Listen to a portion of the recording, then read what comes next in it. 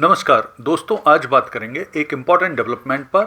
और वो डेवलपमेंट ये है कि पाकिस्तान के पूर्व प्रधानमंत्री इमरान खान को तोशखाना केस में 17 साल की सज़ा सुनाई गई। और ये सज़ा उन्हें और उनकी जो पत्नी है बुशरा बीवी, उन्हें भी 17 साल की सज़ा सुनाई गई। तो आइए इस पूरे घटनाक्रम का विश्लेषण करते हैं और समझने की कोशिश करते हैं कि आखिर अब ये क्या केस था और अब इसका क्या परिणाम हो सकता है। तो देखिए, 2 दिन पूर्व ही पाकिस्तान के एक स्पेशल कोर्ट, जिसे कहते हैं FIA court, federal investigation agency court, उसने तोशखाना केस में इमरान खान और उनकी पत्नी जो बुशरा बीवी हैं, उन्हें 17 साल की सज़ा का ऐलान किया है। और साथ में उन्होंने ये भी कहा है कि उन्होंने इमरान खान की जो एज है उसे देखते हुए और बुशरा बीवी की महिला होने के चलते ये उन्हें एक हल्की सज़ा सुनाई, अदरवाइज़ वो उनको काफ़ी कठोर सज़ा देने वाले थे। तो देखिए, पहले तो हम समझ लेते हैं कि आखिर ये तोशखाना केस है क्या। तो इमरान खान के खिलाफ ये तोशखाना केस काफ़ी चर्चित रहा था। तोशखाना केस ये है कि जो पाकिस्तान के VIP होते हैं, यानी प्रधानमंत्री, राष्ट्रपति और महत्वपूर्ण लोग, जब वो विदेश जाते हैं तो वहाँ पर उनको जो विदेशी सरकारें या अन्य महत्वपूर्ण व्यक्ति गिफ्ट देते हैं, उस गिफ्ट को लाकर उन्हें देश में एक तोशखाना यानी जो कोषालय होता है, ट्रेजरी होती है, उसमें जमा कराना पड़ता है।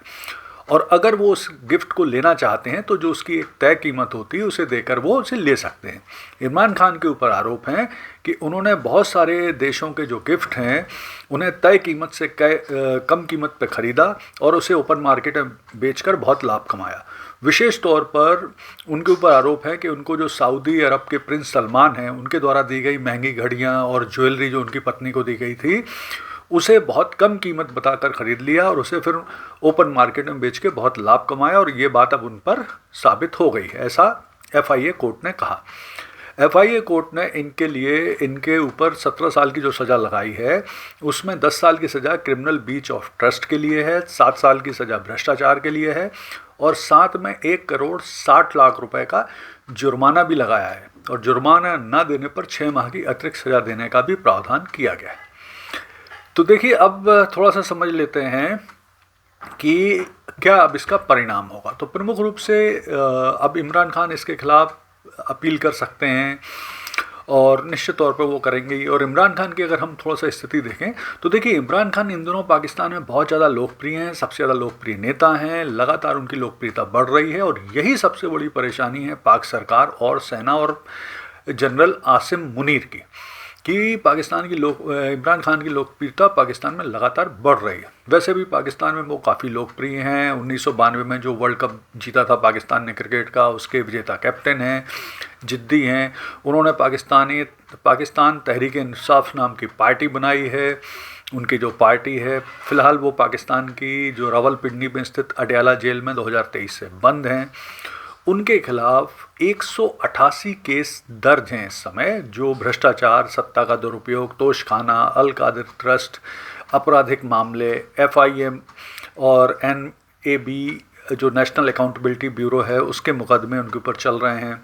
उन्हें ऑलरेडी 62 साल तक की सज़ा सुनाई जा चुकी है। तो अब थोड़ा सा यहाँ पे ये भी देखते हैं कि क्या भारत में भी इस तरह की कोई व्यवस्था है तोशखाने की।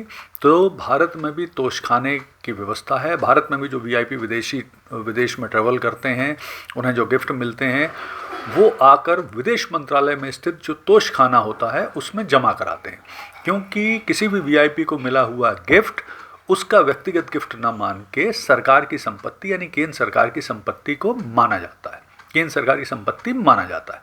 और यहाँ पर नियम कहते हैं कि 5,000 रुपये से कम की संपत्ति का कोई भी गिफ्ट वो व्यक्ति, वो VIP रख सकता है, लेकिन 5,000 से अधिक संपत्ति का गिफ्ट तोशखाने में जमा हो जाता है और वो व्यक्ति चाहे तो जो तय कीमत होती है उसे देकर वो खरीद सकता है। विशेष तौर पर मोदी जी के मामले में अगर हम बात करें तो मोदी जी को जो अपने विदेशी दौरों में बहुत सारे गिफ्ट प्राप्त हुए हैं, उनकी मोदी जी तोशखाने के द्वारा ऑक्शन यानी नीलामी की जाती है और तय कीमत से बहुत ज़्यादा कीमत पर उनको बेचकर उनसे जो पैसा प्राप्त होता है उसे बहुत सारी वेलफेयर स्कीम में लगाया जाता है। तो इस मामले में मोदी जी पूरी दुनिया के सामने बहुत बढ़िया एग्जाम्पल प्रस्तुत करते हैं। अब हम देखते हैं कि पाकिस्तान में इमरान खान की इस सज़ा का क्या प्रतिक्रिया है, क्या परिणाम हो सकता है। तो देखिए, इस सज़ा के आदेश के आते ही पूरे देश भर में जनता काफ़ी रोष में आई। विशेष तौर पे जो पीटीआई के कार्यकर्ता हैं, समर्थक हैं, वो काफ़ी रोष में आ गए और उन्होंने स्पष्ट तौर पे इसे पक्षपातपूर्ण कार्रवाई बताया। फिर पीटीआई के कार्यकर्ताओं ने पूरे देश में आंदोलन की धमकी दी, सड़क रोकने, धरना प्रदर्शन करने की धमकी दी।